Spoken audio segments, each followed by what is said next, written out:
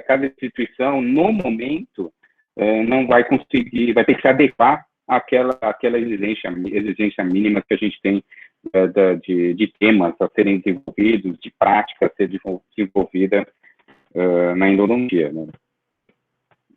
É isso aí.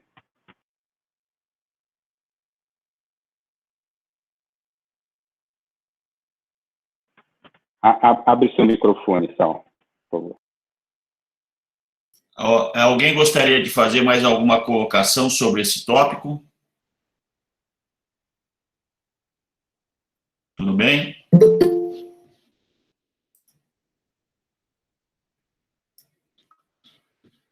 Aí tem uma outra pergunta.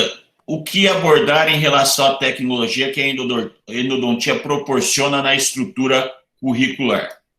Porque hoje nós tivemos uma evolução grande, né? Até na própria, desde a elaboração do diagnóstico, com recursos imaginológicos, maior recurso para ajudar na elaboração do diagnóstico, até depois na própria execução do tratamento propriamente dito, de nós trabalharmos em cima, assim, como nós comentamos já anteriormente ali, o fator do aluno chegar um molar para ele, às vezes, o primeiro caso. Hoje é mais possível em função da evolução que nós tivemos, técnica, né, em termos de instrumentos que favoreceram, entre aspas, uma curva de aprendizagem menor, minimizar o risco de erros na execução do tratamento, em relação ao que se tinha há anos atrás, que só tinha um aço inoxidável e era um fator.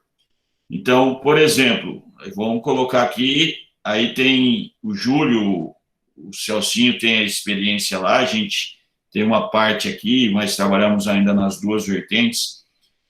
Vocês acham que, por exemplo, na parte da instrumentação, deveria ser ensinado só mecanizado para o aluno, ou também técnicas manuais para esse aluno ter uma formação, uma evolução do que ele vai encontrar no mercado lá fora, dentro do que é isso? Então, Celso, poderia fazer, você e o Júlio, vocês têm uma experiência aí vasta, né, com relação a essa parte da tecnologia no preparo aí, e falar e a gente discutir. Não sei se o Júlio quer falar primeiro, aí, senão eu faço uma colocação aqui, uma provocação, vamos dizer assim. Acho que pode falar, Celso. A gente, assim, é um tema bastante polêmico, mas eu entendo que mesmo quando você ensina técnicas automatizadas como uma técnica, né, a ser aprendida, você nunca abandona a técnica manual, porque você tem exploração do canal, localização, a realização no glide path, enfim, você tem uma série de manobras que são feitas onde as questões ligadas à atividade sensorial, de propriocepção e sinestesia, eles vão ser treinados também. A experiência que nós temos é que a qualidade média dos tratamentos, quando a gente quando a gente insere a tecnologia, você tem uma melhora. E não estou falando aqui de rapidez, a última das preocupações é um tratamento feito com mais rapidez. Essa não é a preocupação. Tanto é que nas análises que nós fizemos, nós consideramos limite apical, qualidade a conicidade do preparo, qualidade do vedamento na obturação e assim por diante. Jamais analisamos a questão tempo. E eu acho que a tecnologia, ela vem sempre no sentido de facilitar a resolução de problemas, né? Ela não elimina os problemas, mas ela facilita a resolução desses problemas. E aí, não sei se é a provocação que o Celso vai fazer, mas é uma provocação que eu faço normalmente quando eu sou questionado. Eu pergunto se ainda a gente faz uso de resinas quimicamente ativadas, né, quando a gente restaura dentes esteticamente. ou se nós temos que aprender primeiro a trabalhar com Adaptic, com Size, que talvez sejam marcas comerciais que para muitos que estão aqui desconheçam até pela idade, né? Mas eu aprendi a fazer resina na faculdade com Adaptic e com Size, né? Então, assim, não, o aluno já aprende a utilizar uma resina fotoativada, né? Ele entende que ele precisa ter um equipamento de fotoativação para que ele possa fazer uma resina adequada do ponto de vista da qualidade de selamento, marginal, presa, enfim, então, cura, né? Cura da resina e assim por diante. Então, vamos para uma outra discussão, né? Que eu estava agora dentro da própria questão da modernização curricular da FOUSP. Nós temos uma disciplina que ensina ainda para o aluno, ou ensinava ainda para o aluno, a moldagem com anel e godiva, né?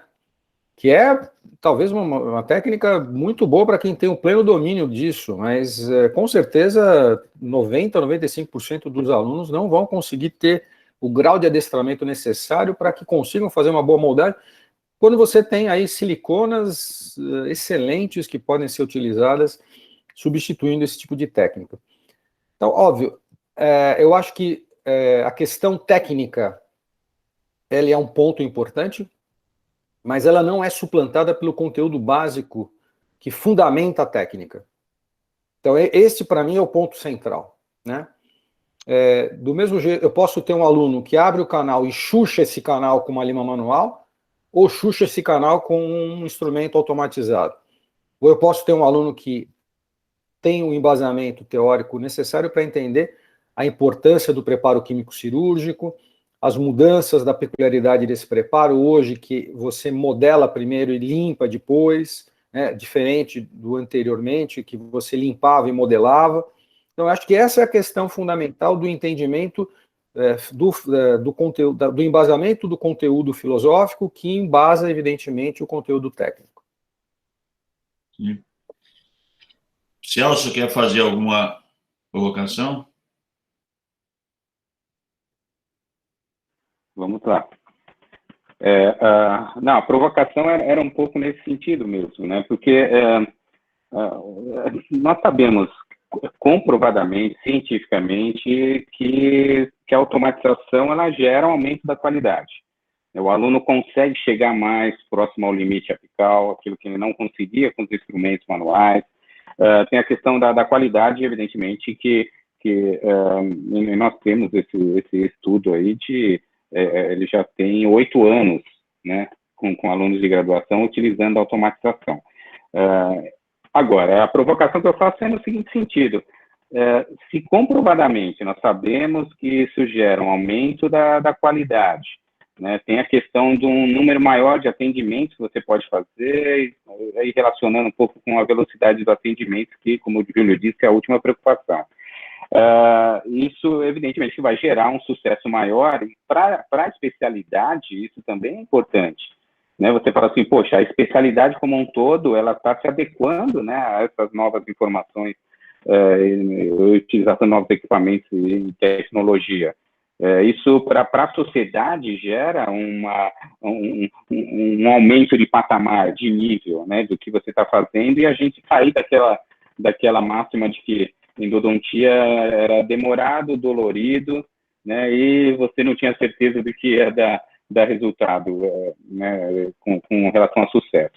Então, por que a gente não utiliza? É a questão financeira, eu só penso nesse sentido.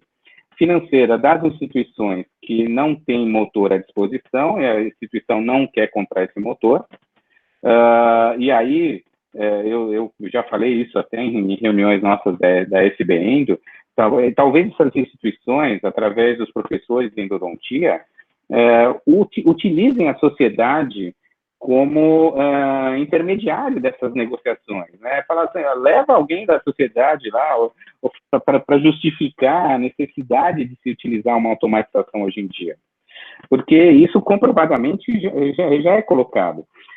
Sempre quando a gente coloca, até tal, você colocou também, fala, olha, hoje em dia você tem instrumentos, né, com tratamento térmico, instrumentos manuais de tratamento térmico, que você pode utilizar, mas para mim ainda, eu preciso pensar um pouco, né, sobre isso, porque eu acho que a gente está tentando achar justificativas para continuar utilizando instrumentação manual.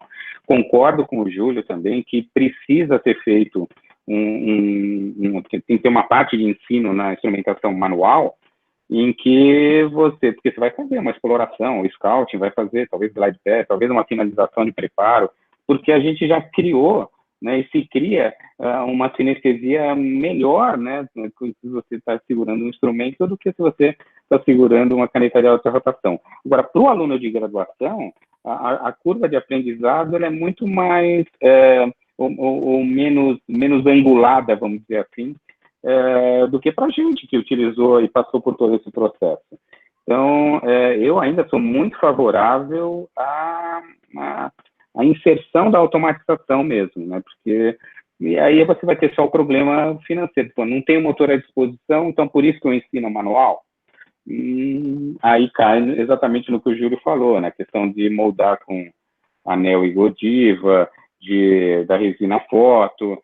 E a minha maior provocação vai ser agora.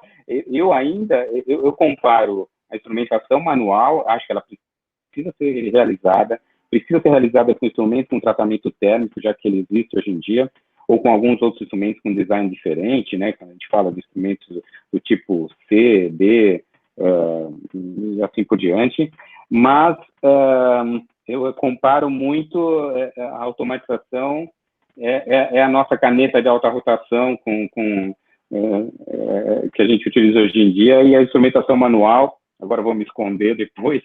A instrumentação manual, para mim, é o motor de cordinha, né, que muitos, evidentemente, não utilizaram aqui, né? Mas precisa fazer uma adequação disso, né? Até para que a gente, como especialidade, perante a sociedade, fique mais fortalecido.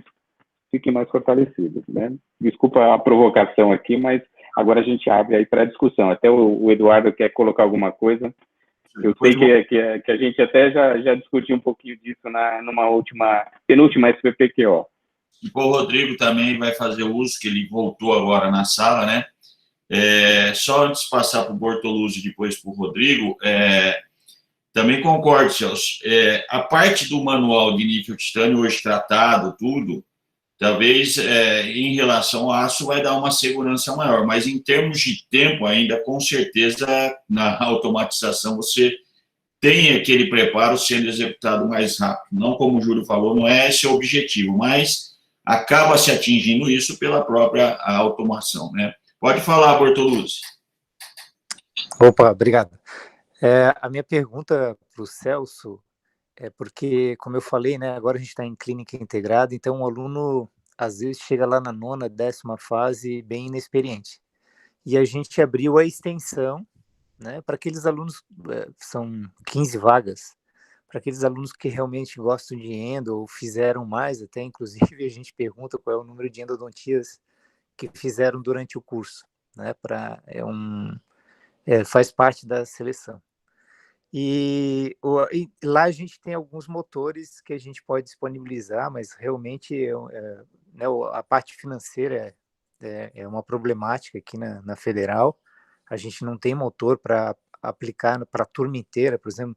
A minha pergunta, na verdade, era assim, essa curva de aprendizado dos motores já vem da pré-clínica ou ela vai seguir uma sequência? Porque a gente estava discutindo que a carga horária já está reduzida, né?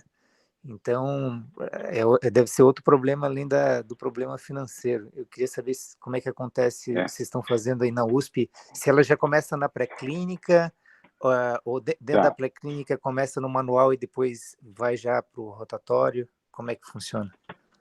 Não, ele já começa na pré-clínica, né? Até já vai como técnica de aprendizado, ele aprender a utilizar o instrumento manual para fazer exploração, para fazer o glide path, que seja, é ensinado para eles também, falar, olha, de repente vocês vão trabalhar num lugar que não vai ter um motor, você não vai ter motor à disposição, então qual que seria a técnica ideal nesse sentido? Isso é treinado em um dente. Agora, a partir daí, todas as outras todas as outras atividades pré-clínicas são realizadas já com automatização. E, apesar de nós também sermos uma universidade estadual, né, pública, todo o contato com a aquisição de motores foi feita através, né, o Júlio, que encabeçou tudo isso, ou seja, foi uma coisa pessoal do professor, e aí a viabilização através da universidade, ela é muito difícil. Então, foi feito através de contratos de comodato ou de doação de materiais, mas foi uma inserção pessoal dos professores. Então, talvez um pouquinho disso, né, deva ser estimulado, né, em cada um de nós. Né, nós temos que cobrar das empresas. Né? Poxa, quanto que a gente vende de material para as empresas? Por que elas não podem, né, fazer uma doação dentro de cada universidade para que seja 1, 2, 3 motores? E nós trabalhamos muito isso em universidade particular, fazendo por exemplo, para cada 8 alunos tinha um motor, para cada 10 alunos ou mais. Né? Na USP, e foi um processo que demorou mais de 2 anos, né, para a gente conseguir uma aquisição de materiais. O Júlio pode até falar melhor isso, até para facilitar esse entendimento para os outros professores. Hoje em dia a gente tem à disposição um número suficiente, não para todo aluno, né?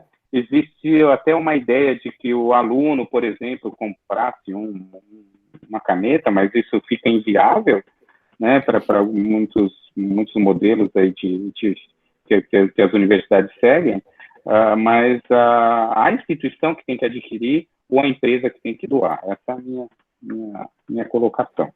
E o aluno faz desde a pré-clínica, ele já tem entendimento. Não é um adicional, né, para aqueles que estão mais interessados ou comprometidos com o avanço, né, da endodontia. Ele vem desde a pré-clínica. Se o Júlio quer complementar essa coisa, até para que sirva de orientação para alguns professores aqui. Foi um processo que teve início em 2012, 2013, que nós encabeçamos, né, a disciplina de endo encabeçou, e nós fomos tratando com as empresas, Eduardo. Nós sentamos naquela época com a VDW, depois sentamos com a Dentsply, montamos um projeto, evidentemente, né, um projeto de implementação. Tivemos, num primeiro momento, uma resposta muito rápida da VDW, que comprou a ideia e nos cedeu em comodato os motores. A Dentsply, no primeiro momento, estava um pouco reticente e tal. Naquela época, eles ainda não faziam parte do mesmo conglomerado. E aí, quando a VDW fechou, a Dentsply se sentiu pressionada a fechar também. Até, inclusive, foi uma das formas da gente negociar. Falou, olha, a VDW fechou, né? E aí, vocês vão ficar fora do projeto? E aí eles acabaram entrando também. Mas foi assim, foram várias, como o Celso colocou aqui, foram várias reuniões, foram várias conversas para a gente chegar nesse modelo. A faculdade assume a responsabilidade da manutenção dos equipamentos, né? Então, a manutenção preventiva e a manutenção de conserto, e nós recebemos os motores para que a gente pudesse, enfim, implementar o projeto. Vou passar para o Rodrigo, depois para o Ramon, que quer também fazer o uso da palavra. Pode falar, Liga. Bom dia. Estão me ouvindo agora, Sal? Sim, perfeito. Bom dia a todos. Parabéns pela iniciativa da SBendo em participar da Beno. Na verdade, acabou ficando para o tópico passado o meu depoimento sobre triagem, né? Eu estive como coordenador da triagem aqui durante 2 anos da FOB, e como o professor Marco já disse, é um processo muito difícil. muito difícil em triar exatamente o paciente para cada tipo de complexidade, para cada clínica. E, além disso, eu vejo um problema muito sério também com relação a o aluno já recebe um documento, ele já recebe uma indicação, um papel da triagem com endodontia do 25. Ele tende a minimizar ou negligenciar todo o processo de diagnóstico. Ele tende a já partir meio que como se fosse algo mais técnico. Ele parte já para a técnica direta, né? E como o professor Celso disse e outros professores já disseram, nós precisamos ensinar mais não como fazer, mas por que fazer ou não fazer, ao invés de técnicas propriamente ditas, né? Porque técnica ele vai ter muito tempo para aprender, ou as técnicas talvez não dê tanta diferença no resultado do tratamento, mas tem ficado meio que como se fosse uma clínica popular, onde existe um orçamentista para a clínica e o endodontista ele vai lá só para fazer o canal propriamente dito. Então, era um relato que eu tinha para fazer do tópico passado, acabou ficando para trás, viu, Sal? Sim, até um fator importante esse, Rodrigo, porque, assim, normalmente, nas escolas aqui no último ano, o aluno tem uma escala de participação de urgência, né? Que ele vai lá no setor de urgência, fica uma semana e tal. Foi porque as universidades não pensam nisso, as instituições de odontologia, em fazer também isso aí num setor de triagem, tá? Semanalmente, mas não no último ano, mas esse aluno ali terminou o pré-clínico antes de ele ir para as clínicas, esse aluno ser dividido em grupos e, durante uma semana, participarem no setor de triagem da faculdade, junto com o profissional que está ali, o professor, e já ajudar nesse serviço de triagem e elaborar o diagnóstico e a indicação, entendeu? Então, eu acho que esse é um fator que talvez até as instituições tinham que pensar nesse aspecto também. Mas muito boa sua colocação. Voltando então, Ramon, pode falar. Então, eu vou relatar um pouco da experiência que nós tivemos aqui na Universidade Federal da Paraíba em relação a esse tema de usar ou não, ou ensinar ou não, automatização, né? Nós estamos num processo de evolução, a endodontia, né? Está num processo de evolução e a cada pouco tempo que passa, né? Nós vemos coisas diferentes, né? E eu não vejo como o aluno não tenha que, pelo menos na teoria, ele saber da existência desses avanços, né? Em relação ao ensino, nós estamos desde o ano de 2014 com motores da VDW, dito seja de paso, né? Motores da VDW que foram adquiridos justamente por um processo de luta constante, conversas, acompanhamentos, né? E, felizmente, nós conseguimos 4 equipamentos da VDW que hoje já fazem parte do patrimônio da universidade, né? Então, eu não vejo como a gente não deva de estar ensinando a parte de automatização. Mas eu acho importante pensar que o que tem que ser também colocado para o aluno é a diferença entre um instrumento em aço inox e um instrumento em níquel titânio. Porque eu posso usar um instrumento manual em níquel titânio que consiga fazer, né, tudo aquilo que um sistema automatizado faz. E na Federal da Paraíba, nós fazemos isso desde o pré-clínico, né? Eles, infelizmente, pela carga horária pouca que nós temos, né, eles terminam fazendo 4 dentes. Desses 4 dentes, um premolar faz com protaper manual, níquel titânio, né? E o molar, eles fazem 2 molares, esses 2 molares eles fazem com reciprocante. Só ensinamos reciprocante, não ensinamos rotatório. Só reciprocante, desde o ano de 2014, né? Hoje em dia, a verdade, pessoalmente, não vejo sentido de estar treinando rotatório, porque mesmo com os novos instrumentos que prometem muita coisa e parece que fazem pouca, né? Então, assim, nós temos esse preparo. E o fato de ensinar a instrumentação a instrumentação manual, eu acho necessário e fundamental. Por quê? 2 motivos. Que o aluno pode se deparar na graduação com canais retos e muito amplos, e não existe um instrumento mecanizado que atenda essa anatomia do canal. E, por outro lado, o fato dele se deparar com realidades quando ele consiga entrar no mercado de trabalho. Então, eu acho sim importante, né, esse ensino dessa parte de automatização. Perfeito, Amor. Aqui a gente trabalha quase nessa mesma métrica também. Trabalha com instrumentos manuais, até agora, voltando, a gente chegou a trabalhar ainda a técnica de aço inoxidável, mostrando as diferenças em canais mais retos, amplos. Trabalhamos com manual de níquel titânio e também mecanizado, temos trabalhado com reciprocante também. E tendo uma evolução.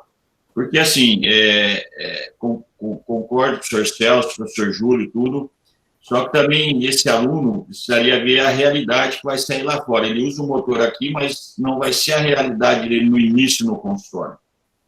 Certo? Então, a gente tem que pensar nesse aspecto, é um fator. Aqui também está uma provocação, entre aspas. Segundo o ponto ali também vai ser discutido, aí o Bortoluzzi falou, e uma forma de trabalhar, talvez as instituições, e nós, como sociedade, podemos até intermediar, fazer esse contato com as empresas, porque às vezes o motor tem um custo aqui, e muitas importam, e essa importação direta às vezes sai mais em conta. Então, trabalhar junto com o governo federal, mostrar que isso vai ser usado no ensino, na importância do ensino, e tentar trazer esses motores via importação direta, que sai num custo muito mais baixo. Então, é outro fator também que nós, docentes, podemos trabalhar junto com a instituição, buscar esse caminho para se embutir essa tecnologia no ensino da graduação, né? Alguém gostaria de fazer, Celcinho, Júlio, alguém mais o uso da palavra com relação a esse aspecto? Professora Vânia. A professora Vânia quer dar uma palavra. Bem-vinda. Isso. Muito obrigada. Bom dia, que prazer tê-los aqui, né? Nós estamos superando uma barreira importante que a pandemia nos colocou, mas se nós, os docentes, não conseguimos fazer isso, né? Quem o faria? Então, agradeço muito de coração a SBEndo, na pessoa do professor Marco, que não mediu esforços para que isso acontecesse, a toda a equipe, em especial o professor Celso, o professor Júlio e o professor Estrela, que estão ajudando nessa reunião, o professor Ranali também, e dizer que é uma satisfação para a Beno a gente conseguir compartilhar esses espaços, né? Quando nós falamos de ensino odontológico, algo que está correndo risco de atingir uma banalização assim muito importante frente a essa ampliação dos cursos no Brasil. Então, vou assistir a reunião de vocês depois, eu estou vendo que está sendo gravada aqui. Peço desculpas pela interrupção, mas foi só para dar uma passadinha aqui, cumprimentá-los, tá bem? Peço licença, já vou me retirando. Obrigado, professor. Pela oportunidade de estarmos aqui, podemos discutir essa parte da inserção da endodontia aí no ensino de graduação. Muito obrigado. Ô Húngaro. Pois não, pode falar, Ronaldo. Eu acho que o momento, com relação à automatização, eu chamaria muito mais de incorporação do que de descarte. Eu acho que se trata, nesse momento, pelo menos por enquanto, e acho que por um tempo mais prolongado até, devemos, sim, incorporar essa mecanização à graduação, mas eu acho que não chegou o momento ainda, se é isso que se está pensando, não sei, de descartar o ensino da instrumentação manual. Seja a instrumentação feita com instrumentos de aço inoxidável, seja feita com instrumentos de níquel titânio, mas eu acho que ainda deve ser mantido e, claro, incorporando a mecanização, porque isso aí é uma coisa que não há mais como pensar em escapar disso. O escapar vai entre aspas, claro, tá? Mas eu chamaria atenção também para um tema que já foi abordado aqui, a questão financeira. Então, a dificuldade financeira, ela se manifesta em várias faculdades, como também já foi dito aqui. Então, é só mais um registro. Mas eu chamaria atenção para o fato de que essa adequação, para usar uma palavra que o professor Caldeira usou, essa adequação precisa ser feita e deve ser bem feita, porque a automatização talvez esteja nos levando também a algumas distorções. Eu vejo, com muita frequência, falarem de domínio da anatomia. Até onde eu consigo enxergar, a automatização, com instrumentos bem mais flexíveis, nos faz dominar somente a curvatura, não a anatomia. Eu acho que a anatomia é algo muito mais complexo. E ao nos dar essa ilusão de que dominamos a anatomia ao usar a instrumentação automatizada, ela afasta o aluno, ou esse risco existe, de afastar o aluno da compreensão do que é, de fato, anatomia em endodontia. Quando eu domino a curvatura, e domino a anatomia mais facilmente nesse sentido, mas há uma complexidade que todos nós conhecemos muito maior, e que termina por afastar o aluno do conhecimento, do reconhecimento dessa complexidade, que se chama sistema de canais. E Gavini colocou muito bem, que hoje isso é tão importante que até mudou, digamos, no paradigma até recentemente aplicado, de o famoso cleaning and shaping. Então, você faz muito mais hoje um preparo que visa, ao final, isso sim, aproveitar aquele momento de um canal recentemente preparado e completar, concluir, como quer que queiramos chamar, aquela parte da remoção de fato e melhor do seu conteúdo. Se chama, em outras palavras, limpeza. Então, acho que nós corremos esse risco e é o que nós vemos. O aluno sai, mais uma vez, esquecendo da anatomia verdadeira. E, para ele, termina restando o quê? Alargamento. Alargamento. É curvatura. Ele esquece e ele não é lembrado da anatomia que existe, da endodontia que existe por trás disso. Todo ato operatório exige esse momento, digamos, de habilidade, sem dúvida, mas eu acho que a gente pode nos afastar mais ainda dessa questão que envolve e que traz, na verdade, as dificuldades maiores que enfrenta o endodontista. Perfeito, Ronaldo. Por isso que a gente tem que trabalhar assim, embutinou mecanização fazendo manual. Em ambas situações, o fator complexo tem que se mostrar depois estratégias de como se limpar depois. Aí vem o fator da irrigação, o aspecto, o uso da medicação, certo? E aquilo que o Júlio falou, o fator ali usar o mecanizado não é fazer mais rápido o canal, mas você ter o teu preparo ali bem feito, respeitando o trajeto principal, mas existe uma complexidade a ser limpa depois, e eu acho que isso tem que ser trabalhado nos conteúdos, certo? Agora, o grande fator, para isso, como você falou, nós temos que ter uma carga que contemple uma boa teoria e depois também a aplicabilidade aí na prática com estratégias, né? Alguém gostaria de fazer, Celcinho? Alguém mais com relação a esse aspecto? Eu até queria fazer uma colocação. Eu sei que lá atrás o Roberto tinha pedido a palavra, eu já passo a palavra para o Roberto. Então, eu acho que tudo que a gente está discutindo, em função das particularidades que existem, e foi excelente como o Ronaldo colocou, mais uma vez a gente cai naquilo do ensinar o porquê que está fazendo. A gente fala, para que serve esse instrumento? Esse instrumento manual serve para isso. Esse instrumento de níquel titânio, esse aqui com tratamento térmico, serve para isso. Né? E a anatomia, evidentemente, que não vai ser resolvida, né? Ou como é que dominar a anatomia através do instrumento, é claro que não cabe, né? O Ronaldo colocou muito bem aqui, né? E tem acontecido isso. Eu falo mais uma vez, né? Nós estamos formando técnicos em endodontia, né? E aí ele não vai conhecer anatomia, ele vai conhecer o que o instrumento faz. Né? O que ele faz? Ele aprende o como fazer, mas não sabe por que está fazendo. Então, a gente sempre cai nisso. Por isso que, evidentemente, quando você está programando os temas, eu acho que os temas a gente tem que mudar muito. A gente não é falar que nem a odontometria. O que é a odontometria ou condutometria? Não sei, cada um chama de maneira diferente. Não, eu tenho que conhecer, olha, aqui está o ápice. Eu preciso entender o que eu vou fazer, né? Por que eu tenho que chegar em tal outro limite aí, vai as discussões, né? Esse instrumento aqui, ele faz isso, esse instrumento faz aquilo, né?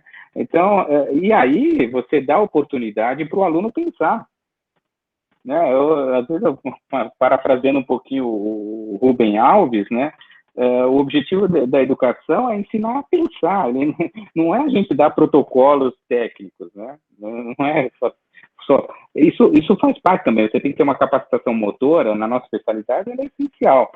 Mas mais do que isso, ele tem que pensar. A gente precisa mudar um pouquinho esse rumo como a gente está ensinando, não só ensinar protocolos. E aí cabe tanto a instrumentação manual como a automatizada como complemento. Eu acho interessante que o Ronaldo colocou, né? Hoje em dia, até que haja essa mudança, ela é lenta, ela é gradual, e tenho certeza que ela vai acabar na automatização, mas no momento tem que ser uma coisa um pouco híbrida. O aluno precisa conhecer o que faz aquele instrumento que ele vai encontrar aí fora.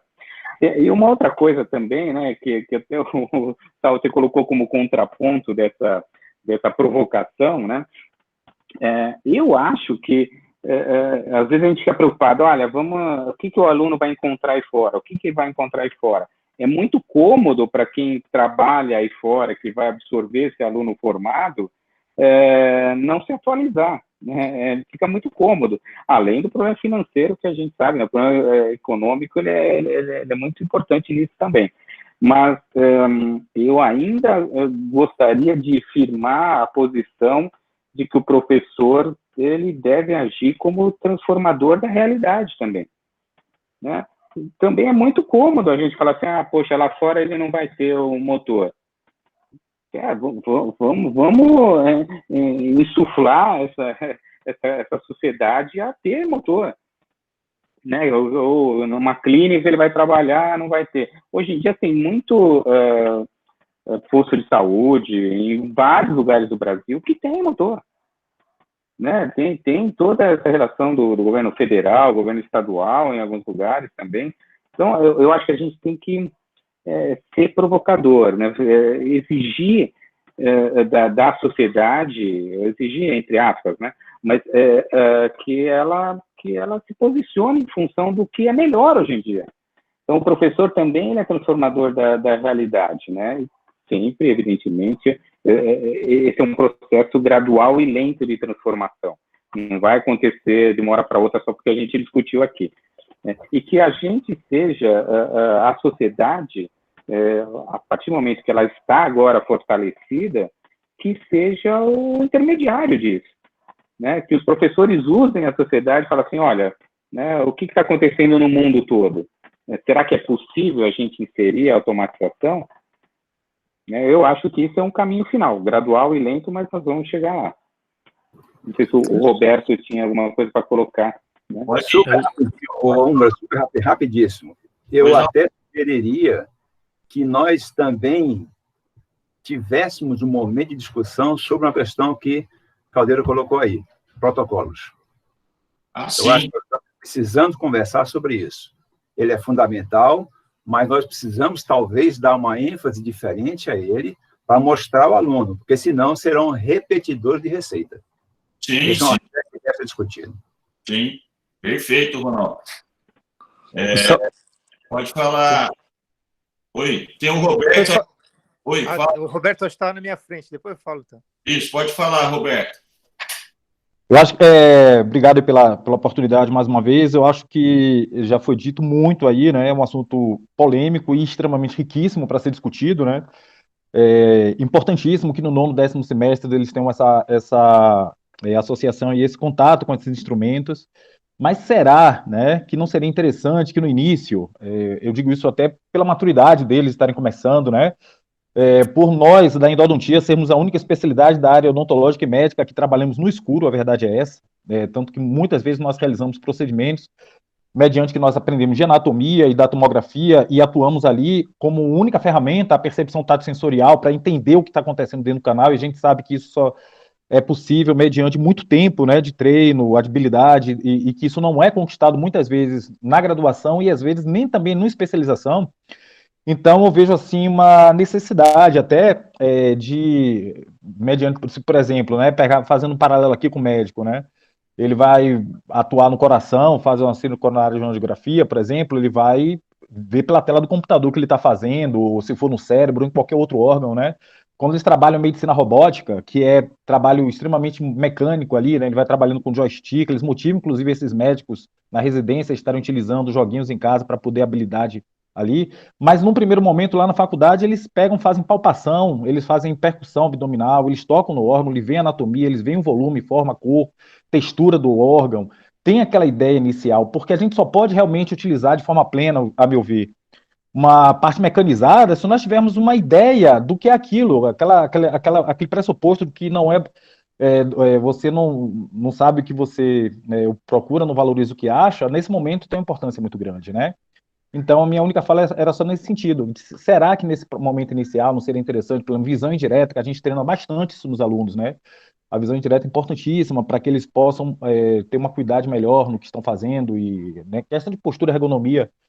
Então, aqui finalizando minha fala, é mais a utilizarmos o máximo possível de recursos sensoriais do nosso corpo nesse momento inicial, em que se eles tiverem uma atividade mecanizada, eles não terão uma segunda chance, né, para poderem estar realizando esse tipo de atividade na vida deles profissional e entenderão até pelo tempo que é dado na graduação de conhecimento, além deles adquirirem um básico, que nesse momento eu acho importante, por meio do diagnóstico, por meio do tato com o paciente e dos procedimentos que serão realizados, eles já irem muito à frente numa atividade que eles não concluirão na graduação, que é a ideia de realizar o procedimento endodôntico de uma forma plena e segura. Obrigado pela atenção mais uma vez. Eu que agradeço, Roberto, sua participação. Bortoluzzi, pode falar. Opa, bem legal ouvir o relato dos colegas, muito feliz aí, né, do relato do Celso, de como, eu queria dizer, a gente está numa briga grande já faz algum tempo aqui, e há 3 anos atrás, posso colocar assim, que foi mudado, né, a reitoria, e que a gente agora tem mais abertura para receber empresas aqui dentro da faculdade, porque antes eu não poderia ser entregue nenhum folder para o aluno, é proibido. Eu cheguei a assinar um termo, né, enviado pela reitoria, que eu não poderia fazer propaganda alguma e nem ter nenhum vendedor aqui. Olha só como são as coisas, né? Como é diferente de uma faculdade para outra. Então agora, com essa nova reitoria, que a gente anda tendo um pouco mais de abertura, e a gente já está nesse caminho aí para findar algum contrato, né, algum projeto aí com a empresa. Então, é realmente uma luta, mas antes nem era possível contactar a empresa, olha só, vejam só. Eu queria dar esse relato e também aí fazer uma provocação, não sei se vai ser um tema, uma próxima pergunta, em relação, que eu estou aqui eu estou na sala com vocês aqui, mas estou com um olhinho na outra sala ali do banco de dentes. Queria saber se vai ser abordado esse assunto aí de se estão usando dentes, né, naturais ou dentes artificiais. Não, mas obrigado aí, pessoal. Podemos colocar, né, que acho que vai ser o caminhar, né? Alguém mais gostaria de fazer uma colocação com relação a essa parte da tecnologia?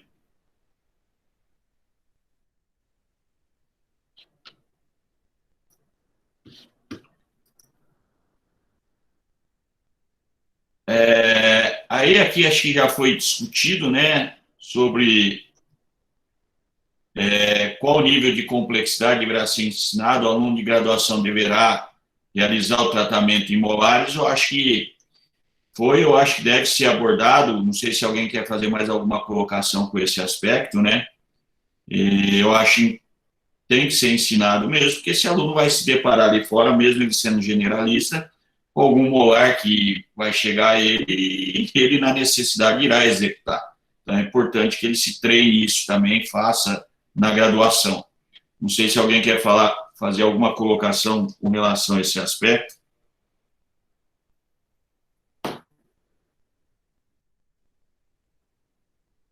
Tudo bem?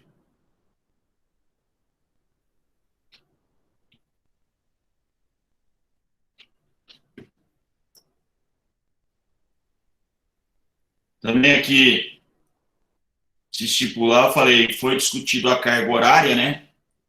E aí, será que trabalhamos nisso? Um número mínimo de casos que esse aluno deverá abordar para estar apto ali em termos do ensino de endodontia em nível de graduação. Aí, estou aberto à palavra. Júlio Celcinho quer fazer alguma colocação com relação a essa pergunta?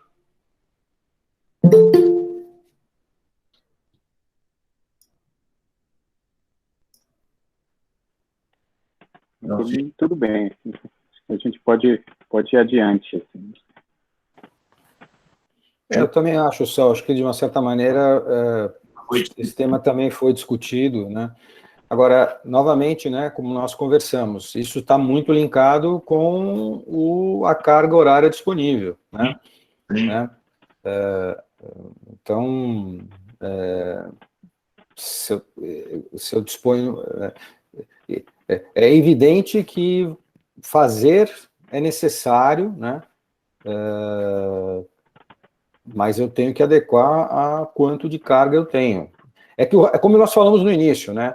O raciocínio está ao contrário, né? Ou seja, primeiro eu te dou a carga e você pensa no que você pode ensinar nessa carga, né? Quando deveria ser o contrário. Qual é a carga que eu preciso para ensinar o básico? Né? Seria essa a questão que tem que ser discutida, né? Beleza. Até o Ramon, na questão anterior, falou que o grau de complexidade pode ser pensado pela anatomia dos canais melhor do que pelo grupo. Perfeito, Ramon. Perfeito, é isso mesmo. É isso mesmo. Perfeita colocação, Ramon, porque às vezes tem incisivos que chegam ali totalmente calcificados, vai ser mais complexo do que ele pegar um molar com 3 canais, que está mais acessível ali. Então, realmente, eu acho que tem que trabalhar isso e nesse fator, a gente saber selecionar o caso que é o caso ideal para aquele aluno de graduação.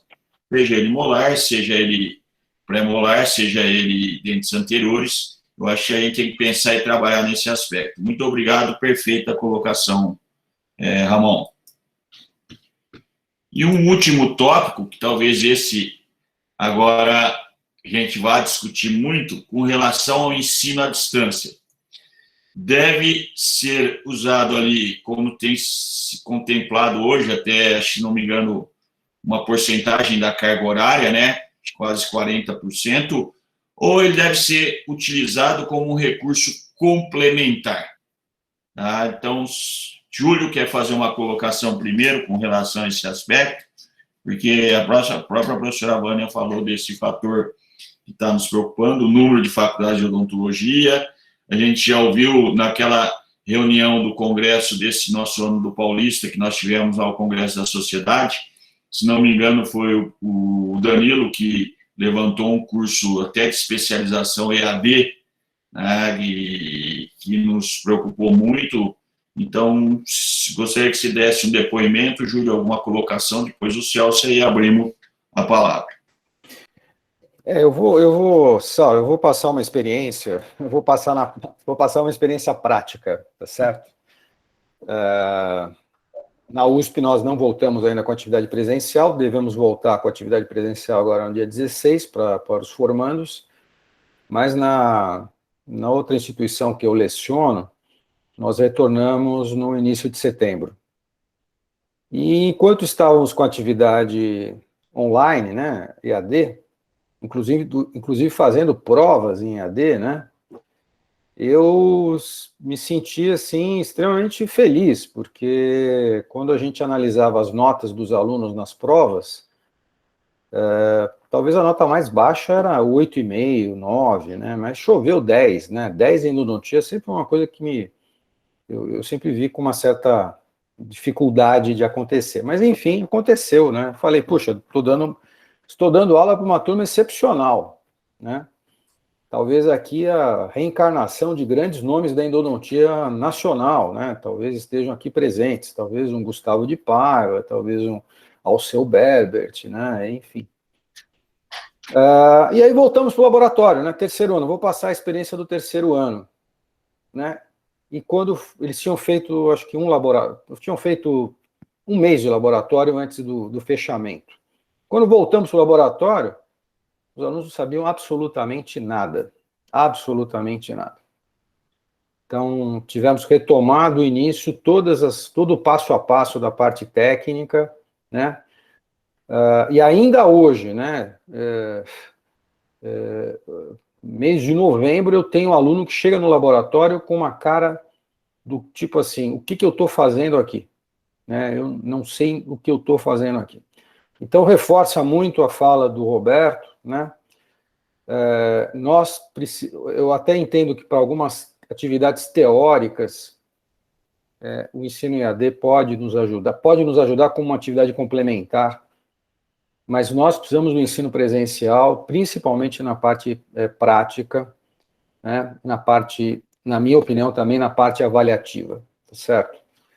É muito bonito a gente falar, olha, ele quando cola, ele aprende também, quando ele faz a prova em conjunto, ele aprende também. Não é isso que a gente vê na prática, certo? Pelo menos é a experiência que eu tenho, né? Então, eu entendo que, é óbvio, estamos aqui numa situação excepcional, que é a pandemia. Nós não sabemos exatamente como será o ano de 2021, porque ninguém sabe, certo? Mas transferir um curso que é profissionalizante, efetivamente profissionalizante, para atividades à distância, é um risco enorme que nós estamos correndo, certo? Então, e questionam, como eu falei, o Celso está aqui também, mesmo na USP, né? Ontem à noite, Celso, recebi um e-mail de uma aluna que fez a prova de endo ontem, né? E assim, a prova de endo era para ter sido feita há 3, 4 semanas atrás. Assim, tipo assim, essa coisa o aluno aprenda no seu tempo, é tudo muito bonito, mas veja, eu hoje, né, faço aqui um depoimento pessoal, eu estou aproveitei a pandemia para fazer um curso, né, um curso que não tem nada a ver com odontologia, e eu talvez seja um dos mais velhos do curso, né, talvez. Então, assim, obviamente eu tenho, e é de uma área que não tem, como eu disse, nada a ver com odontologia. Para mim está sendo extremamente produtivo, porque eu tenho maturidade para estudar e me aprofundar nos temas novos que estão me apresentando. Mas eu tenho lá colegas de curso que têm 20 e poucos anos, assim, o cara faz a prova sem fazer a aula, entendeu? E eles falam no grupo lá, a gente tem um grupo no Telegram, no WhatsApp, assim, é uma questão de maturidade. Esse aluno não tem maturidade para ter um curso apenas online, ou EAD. Ele precisa ter, e assim, às vezes a gente precisa firmar com ele, desde o primeiro dia, com clareza, um contrato pedagógico, né? Que é o que nós vamos ensinar e o que eles devem aprender, né? Para que eles adquiram o conhecimento necessário. Nós vivemos hoje num mundo, falamos muito aqui a palavra conhecimento, mas na verdade o que se passa hoje para eles é muitas vezes meramente informação. Ele tem uma informação, que é muito diferente de conhecimento, porque conhecimento significa filtrar aquela informação, absorver aquela informação, entender a importância dela e colocá-la em prática. O que nós estamos fazendo é apenas sermos informativos, muitas vezes, nas nossas condutas educacionais. Esse é o meu ponto de vista e a minha experiência que eu trago para vocês. Sem dúvida. Celcinho? Sou partícipe também dessas ideias do Júlio, principalmente porque nós somos pegos de surpresa, né, e tendo a necessidade, alguma coisa a gente já fazia na forma de EAD, mas tivemos que fazer a coisa um pouco atropelada hoje em dia, e eu vejo que, sabendo que o ensino é EAD, né, ele prevê uma construção, principalmente de autonomia de um aluno, e o aluno, ele tem parcialmente essa construção de autonomia, ela acontece de maneira parcial, porque o aluno não está preparado, ele não tem essas habilidades suficientes, né, que exigem essa autonomia que o aluno tem que ter, porque ele precisa se disciplinar, né, a cursar aquilo que está sendo oferecido. Ele tem parcialmente uma orientação precisa do professor, né, que são os dois grandes participantes desse processo, e evidentemente que com isso, com essas habilidades parciais sendo desenvolvidas, tanto pelo aluno e essa orientação parcial por parte do professor, não se cria um comprometimento com relação a esse ensino à distância. Eu acho que muito do que está sendo colocado aí, sendo oferecido como um ensino à distância, na verdade não é. Né? Não adianta você gravar a aula em vídeo e passar para o aluno. Não é esse o processo. Né? Tem que haver, como o Júlio falou, um contrato pedagógico diferente do que aquilo que a gente oferece. Então, tudo bem, o ensino EAD, ele pode ser oferecido? Pode, mas não da maneira que está sendo colocada hoje em dia. Não da maneira que está sendo colocada. Tudo isso cria no aluno uma autonomia parcial para ele. Muita coisa teórica até pode ser, na nossa área, oferecida para o aluno, mas ela tem que vir acompanhada da experimentação. Né? Então, tudo que foi feito agora, por exemplo, nós temos 7 meses, né, dessa experiência da própria USP, que nós, tudo bem, vamos passar a aula teórica, vídeo, exercício, tudo isso. Isso não é ensino EAD, porque nós não fomos preparados para isso. E você colocar, olha, então essa semana você tem aula de cirurgia de acesso. Semana que vem vamos discutir limite apical. Na outra semana vamos fazer preparo do canal. Sem a experimentação técnica, né, prática disso, né, não vai acontecer. A Vanessa até colocou, a gente também chama de ensino remoto emergencial, né? Mas até eu acho que foi um nome um pouco criado para falar, olha, é o que pode ser feito no momento.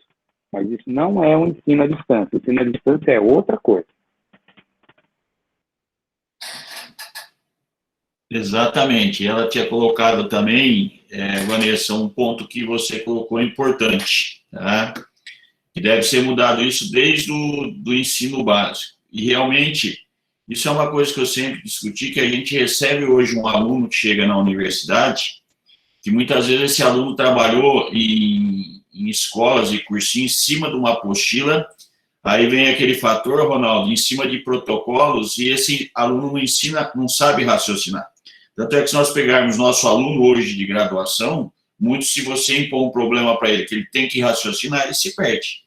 Não sei se vocês têm essa experiência também, mas ocorre, e isso vem da capacidade de formação que esse aluno não recebeu um estímulo desde lá do seu ensino básico a ter uma linha de raciocínio, a raciocinar, certo? E daí ele quer cair naquele ponto que ele quer a receita do bolo, como o Ronaldo falou, certo? E eu acho que, assim, agora batendo nesse fator online, como a Vanessa falou, é um remoto emergencial, nós não fazemos EAD, certo? E eu vejo até no presencial você tem uma interatividade, uma participação do aluno mais efetiva do que nesse remoto que nós estamos vivendo. O Natanael colocou um ponto importante, né? Que a prova, essa aluna que te mandou a prova hoje, certamente, Júlia, ela pegou de um outro aluno, copiou, certo? E te enviou hoje, certo? Viu, Marçal, eu tenho um relato, isso não é história, tá certo? Eu posso... Nós temos um aluno que ele sofreu um acidente de moto e ele perdeu a memória recente. Você conversa com ele, passa as informações para ele. Olha, a seleção do cone principal se faz assim. Ele passa 2, 3 minutos, ele fala, professor, o que eu faço? Porque ele não consegue fixar. Infelizmente, é uma situação até dramática, indiscutivelmente dramática. Sabe qual foi a nota de prova desse aluno? 9,75. Quer dizer, é aquilo que você falou, Sal, alguém fez a prova para ele, tá certo? Então, é muito complicado, é muito complicado. E aí vai ao encontro do que o Natanael colocou, né? Ou seja, a falta de ética se exacerba nisso, né, nessas condições IAD, tá? Quando nós voltamos à atividade presencial, nós falamos, a prova vai voltar a ser presencial, foi um quiprocó, porque eles queriam continuar com prova online, porque eles entenderam como era bom fazer prova online, né? É uma prova comunitária, né? Sei lá, a prova com consulta, a prova que... Então, assim, a gente tem que entender essa questão que a própria Vanessa levanta, da autonomia, da maturidade, né? Nós queremos profissionais autônomos, mas autônomos não robotizados, não é isso? Não que ficam copiando o que os outros fazem ou que falam. E aí você fala assim, mas por que você escolheu fazer dessa maneira? Ah, porque eu escutei isso aqui lá no Instagram do professor tal, e ele faz desse jeito, sempre dá certo, né? Que é uma discussão também que a gente poderia ler aqui. Será que para todos os canais temos que usar as mesmas limas, né? Os mesmos tipos de lima, os mesmos tipos de instrumento? Não, talvez não. O Celso tem um trabalho muito bonito, né, que ele apresentou na SBN, lá na Arena, né, como é que os nossos profissionais escolhem os seus instrumentos, se é pela complexidade anatômica, se é pela liga, se é pelo preço, e infelizmente, né, Celso, a maioria escolhe pelo preço, né, e mesmo pelo preço, nós temos opções de ligas mais flexíveis, menos flexíveis, quer dizer, o preço poderia ser um fator, mas não o principal, porque o fator anatômico, né, da dificuldade do caso, tal, é que vai exigir que você faça a seleção, e não há maturidade para isso, né? Nem do especialista, né, quanto mais do aluno de graduação. E aquele fator que você falou ali com o aluno hoje, ali o Instagram, eu fiz porque o fulano fez lá e deu certo. O que é o dar certo dele? Ele mostrou só o caso final, ou ele mostrou um resultado de 5 anos, reparado, dente totalmente? Então, não sabemos se deu certo ou não. Porque muitos mostram só o pós ali e não tem a preservação. E eu sempre brinco, viu, que o que diferencia o clínico do especialista é que o especialista deve saber como lidar com os seus insucessos. Ele tem que saber como lidar com os seus insucessos, né? Detectá-los e saber tentar resolvê-los da forma mais adequada possível. Às vezes não é possível, mas é isso que vai fazer a diferenciação, né? A maturidade de conseguir tratar e resolver os seus insucessos. Sem dúvida.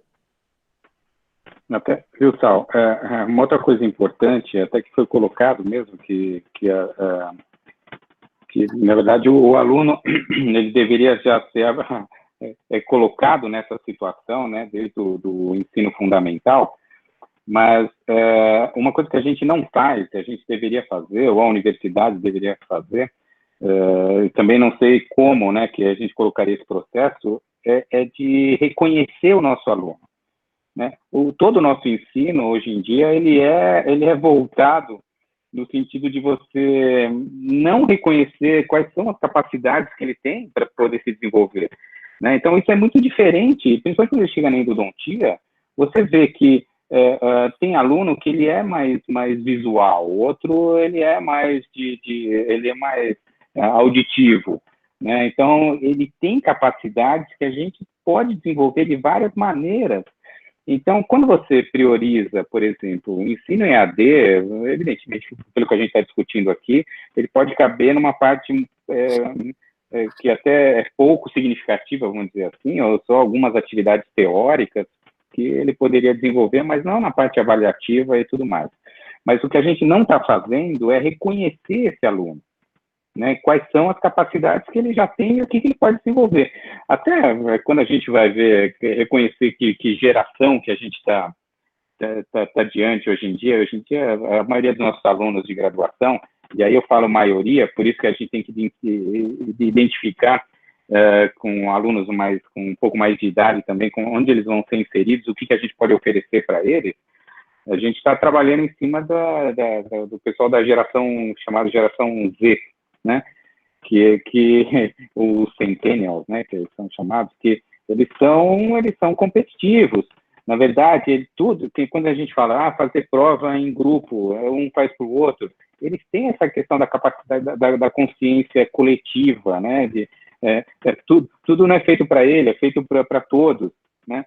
Ele tem a necessidade de expor as opiniões dele, a gente tem que mudar e oferecer metodologias diferentes. Talvez essas metodologias ativas, né, que a gente pode colocar hoje em dia, que não se resume apenas a gente gravar uma aula e passar para o aluno, elas têm que ser valorizadas, porque essa geração, ela valoriza muito essa questão de criativa, né? A questão da tecnologia, eles já estão muito mais acostumados, evidentemente, né?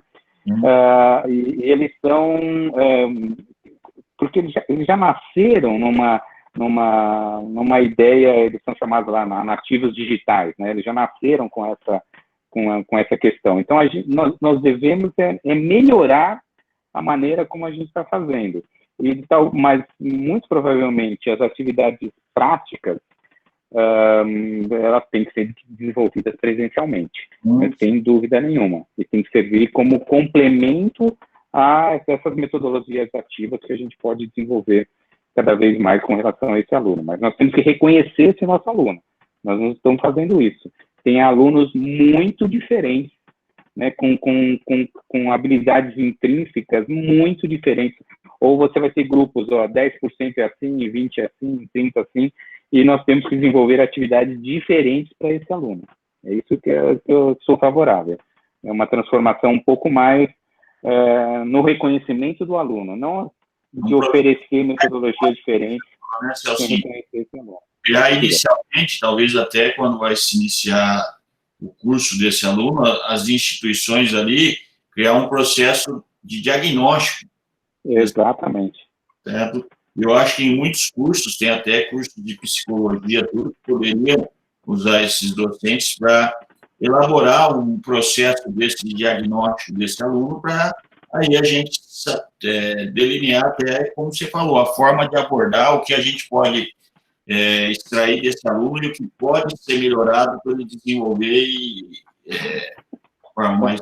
Você sabe, Sal, até durante um tempo, ainda quando o professor Antoniazzi era vivo, lá na própria faculdade, mas a coisa aconteceu de forma meio empírica, mas é interessante esse relato. Por exemplo, ele formava grupo de alunos, ou os alunos ficavam no mesmo corredor, não era apenas por ordem alfabética, ele fazia uma análise, né? A gente fazia uma análise, por exemplo,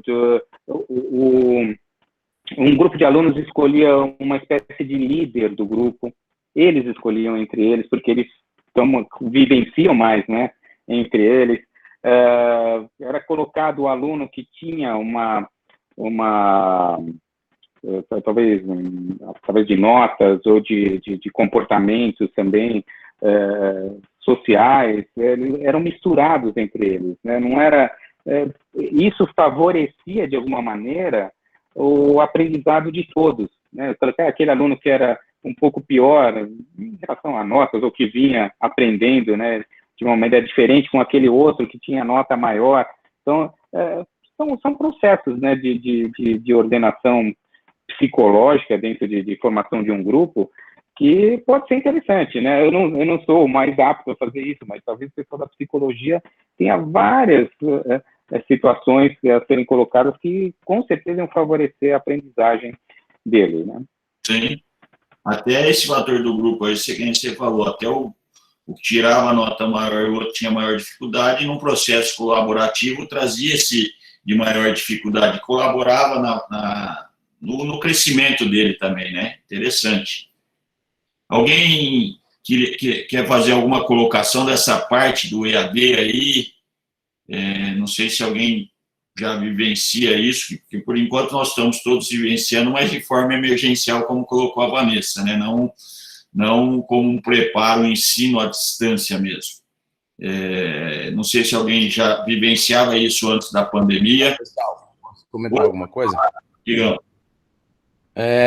Eu não sei se é verídico ou não, mas existem alguns grupos eu ouvi falar sobre isso, grupos de empresas que compraram algumas universidades. E pelo que eu soube, Sal, essa empresa ela pediu para haver a gravação de um grupo, de um determinado grupo de aulas, por exemplo, endodontia. Então, existem 4 faculdades de odontologia que são gerenciadas por essa empresa.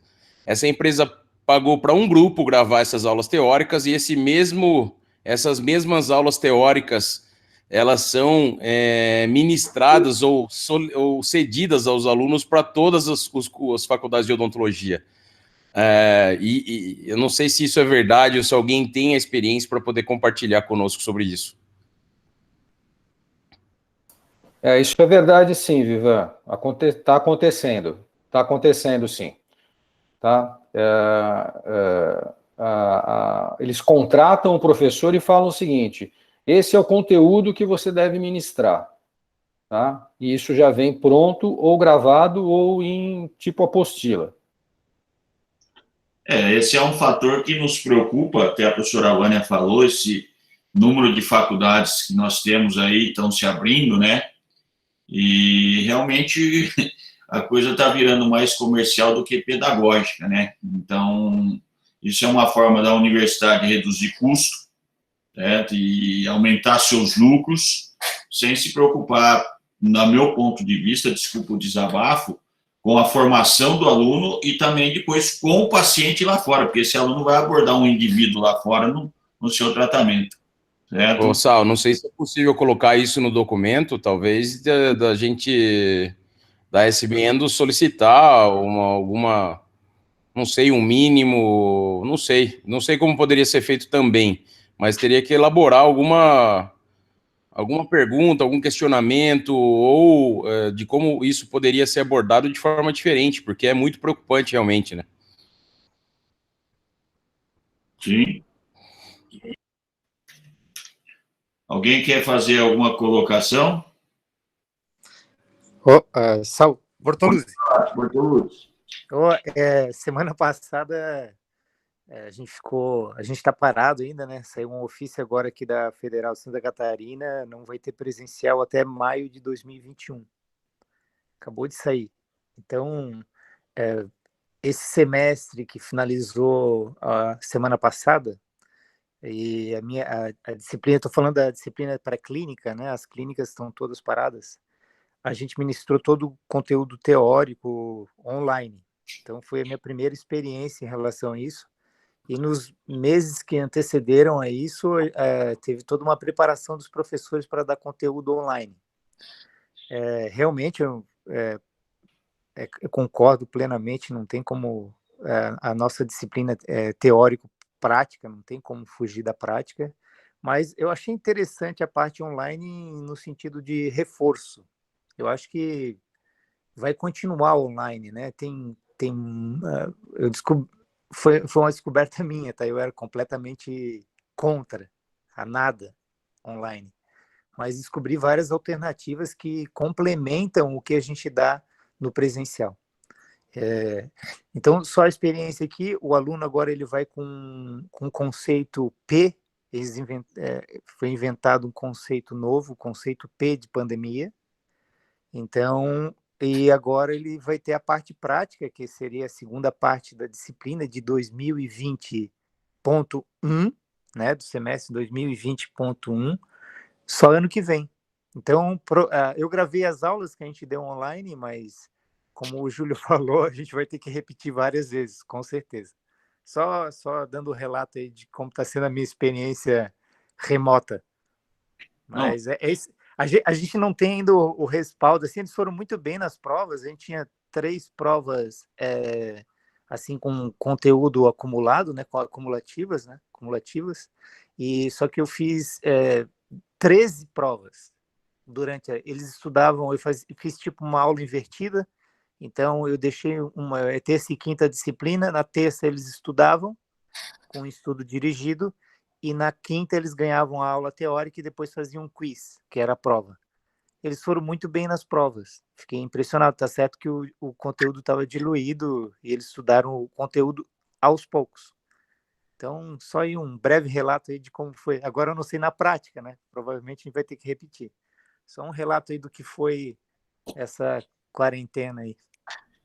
Sim, Eduardo, eu acho que eu vejo assim, nós fomos obrigados, porque acho que muitos de nós não dominávamos as ferramentas, né, o Meet, o Zoom, para usar esse fator online. Isso nos tirou de uma zona de conforto. E eu acho que, como você colocou, eu também acho que vai ser um bom recurso depois como reforço ou para complementar o ensino, entendeu? Então, você dá o conteúdo, depois apresentar casos clínicos para se discutir com esse aluno online, por exemplo, apresentar uma forma dessa de discussão como complemento do ensino, certo? Então, eu acho que foi um fator importante que você colocou, sem dúvida. Alguém gostaria de fazer mais algum destaque, uma colocação? Já estamos quase nos finalmente aí.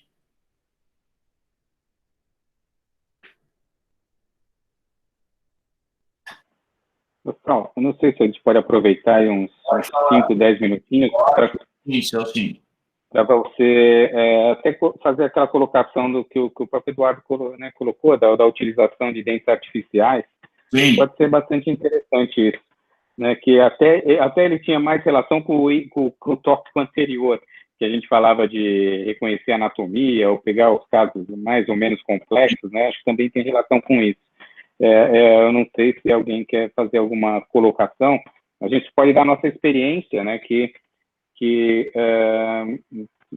pelo menos nós acho que nós sofremos muito, né, durante esse processo. Hoje, particularmente, nós utilizamos apenas cerca de 6 dentes naturais, porque a gente sabe que está cada vez mais difícil, tem o comprometimento ético, né, que tem que ser considerado, evidentemente, mas a maioria das nossas atividades nós fazemos em dentes artificiais. Até porque nós sofremos muito em função de... nós tínhamos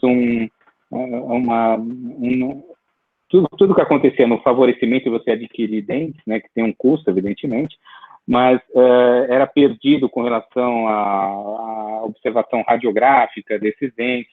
Isso melhorou muito hoje em dia. Até a própria anatomia interna, ainda a gente tem alguns poréns com relação aos dentes artificiais, mas mesmo trabalhando com aqueles que têm aparentemente a melhor qualidade possível hoje em dia aqui no Brasil, nós ainda temos alguns defeitos na utilização deles. Mas parece que não comprometeu a questão do ensino. A partir do momento que a gente considera que são dentes simulados, que eles simulam, né, eles não são exatamente iguais, evidentemente, porque a gente sabe que a anatomia é muito mais complexa, né, do que aquilo, mas com relação ao aprendizado de técnica, não tivemos muita interferência.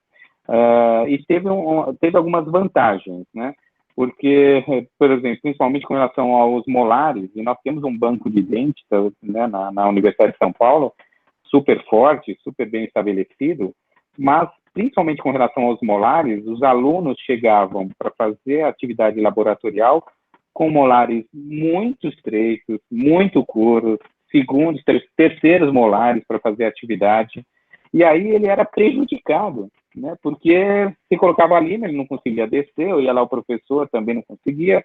Então, falar, então faz parcialmente, obtura até aqui, prepara até ali. Né? Então, o que a gente começou a observar, o que nos fez utilizar os dentes artificiais, hoje em dia, né, em 80% das situações, é a dificuldade que a gente estava tendo em adquirir esses dentes naturais com uma anatomia que fosse mais condizente com a realidade.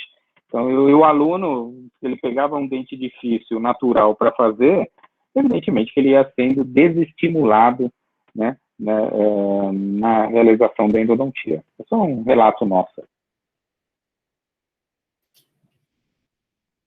E esse vai ser um caminhar, né, Celcinho, até pela questão ética e porque muitos locais não têm banco de dentes, né, e até para aquisição do próprio aluno, né, isso vai ser, eu acho que se aprimorou muito, né, esses dentes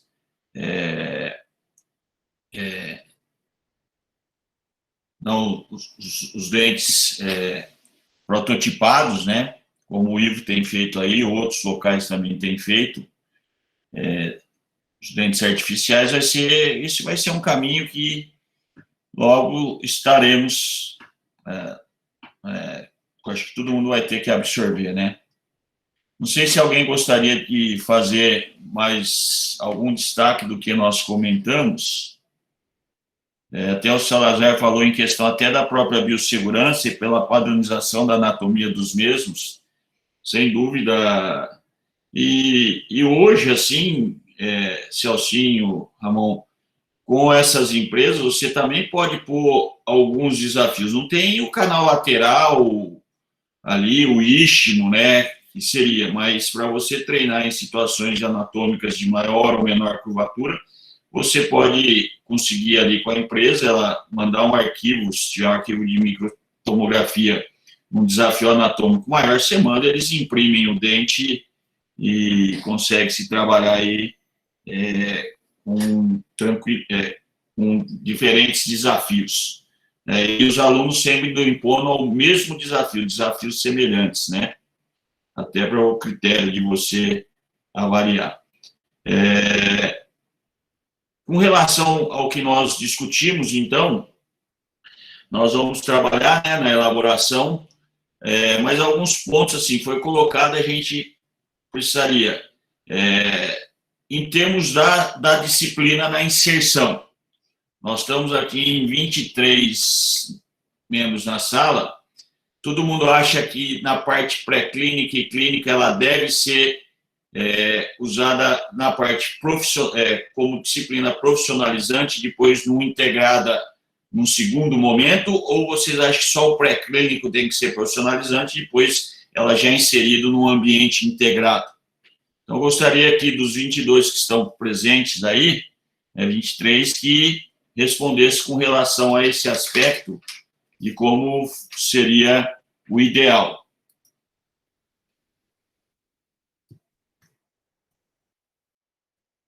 Poderiam colocar no chat, fazendo um favor.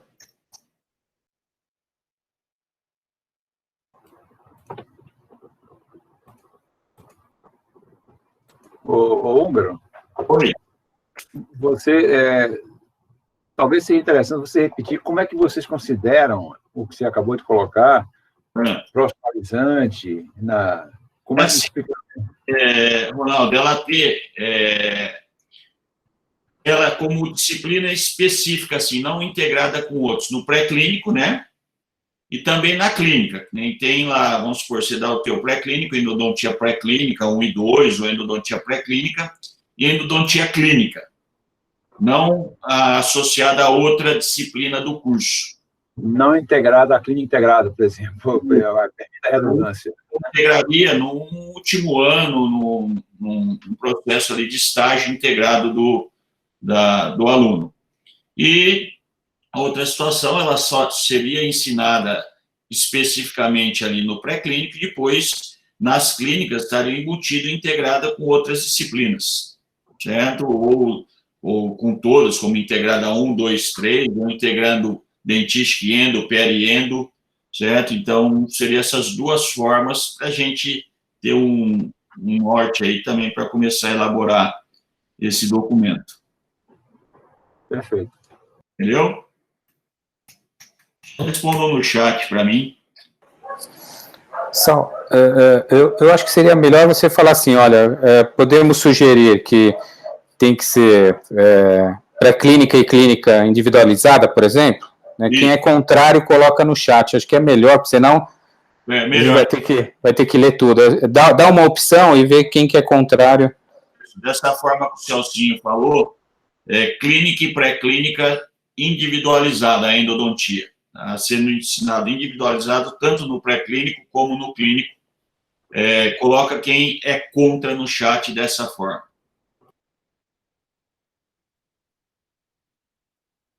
Podem colocar.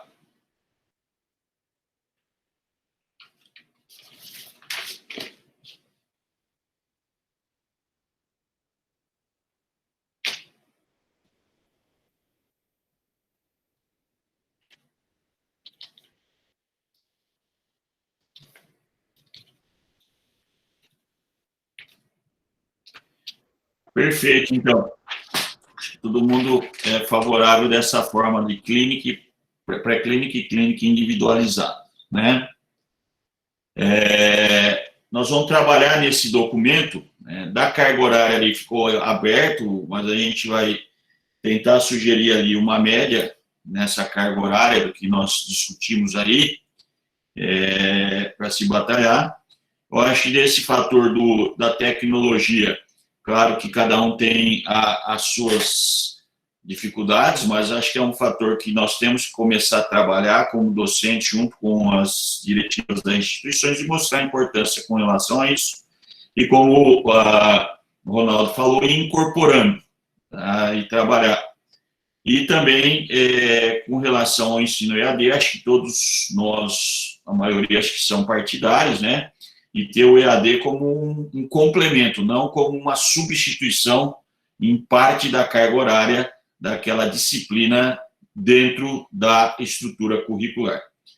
Podemos fechar com relação a esses aspectos, que aí nós vamos trabalhar, professor Celso, professor Júlio, professor Estrela e eu, nessa elaboração do documento, que nós vamos disponibilizar depois esse documento, está ali no site da SBEndo, certo? E também ser apresentado à ABENO como para a SBEndo deve estar a endodontia inserida dentro de um ensino de graduação, tá? Do ensino de graduação, tá bem? Alguém gostaria de fazer algum destaque? Oi, Húngaro, é Hanara que está falando. Sim, tudo bem? Tudo bem. Fiquei aí o tempo todo como observador, né? Observando aqui, professor. O senhor estava na coordenação geral aqui da nossa sala. Mas mais no sentido de observar e reforçar o agradecimento da ABENO, né? Que a Vânia já participou um pouquinho aí, agradeceu, mas dizer que a discussão foi muito interessante, rica. Eu acho que a ABENO ela tem essa face de oferecer um ambiente de discussão de todos de odontologia, e a presença de sociedades de especialidades são fundamentais para que a gente possa entender um pouco as dificuldades e as vontades que cada especialidade tem. Muito bem, vocês discutiram aí uma discussão rica. Então, vocês estão de parabéns e a gente espera o documento. Perfeito, professor. Nós, em nome da Sociedade Brasileira de Endodontia, de toda a diretoria da sociedade, nós que gostaríamos de agradecer a oportunidade da ABENO de nós estarmos participando. E como o senhor falou, a ABENO está ali, ela está dando essas oportunidades que são importantes, e nós, como sociedade, claro que a gente não tem como o papel de regulamentar, mas de trabalhar, de sugerir, e sempre buscar uma melhoria no ensino, não em todas as esferas, não só da graduação como da pós-graduação, e isso dentro da sociedade a gente tem buscado a trabalhar nesse sentido, certo? Nas diferentes frentes que está envolvida a endodontia, no ensino de graduação, de pós-graduação, na pesquisa também, a gente tem atividades dentro da Sociedade Brasileira de Pesquisa Odontológica. Então, em nome da sociedade, eu gostaria de agradecer a professora Vânia, como presidente, o senhor pela coordenação da sala, da oportunidade de nós estarmos participando nesse evento da BEN, tá bem? E gostaria também de agradecer a presença de todos que estiveram nessa reunião, dos destaques, das contribuições, via chat, via o microfone mesmo, e falar que isso é que nos move, que faz a sociedade crescer e tornar cada vez mais forte tanto a Beno no ensino, como a Sociedade Brasileira na endodontia, e buscando tornar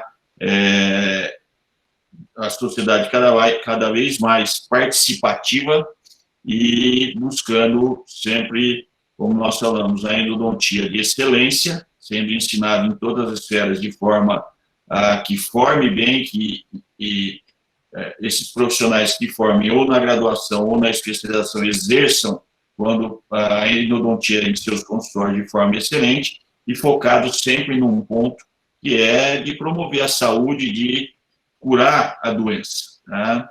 Então, eu agradeço muito a participação de todos, a presença aí de todos nesse evento, tá bem? Gostaria de agradecer ao professor Júlio, ao professor Celso. O professor Estrela, infelizmente, não pôde estar presente por esse motivo, né, que teve uma consulta junto com sua esposa, mas ele estará participando, nós discutimos isso antes de vir para a reunião, e ele vai estar também participando ativamente aí na elaboração do documento.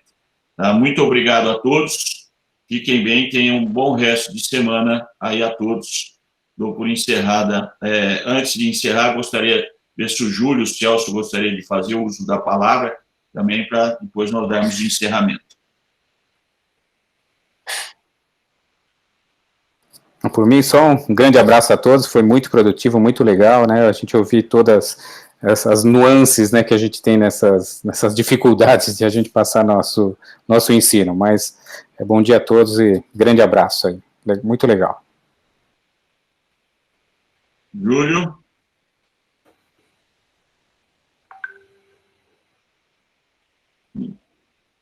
Então, pessoal, obrigado a todos aí, fiquem bem, um abraço e obrigado novamente. Um abraço a todos.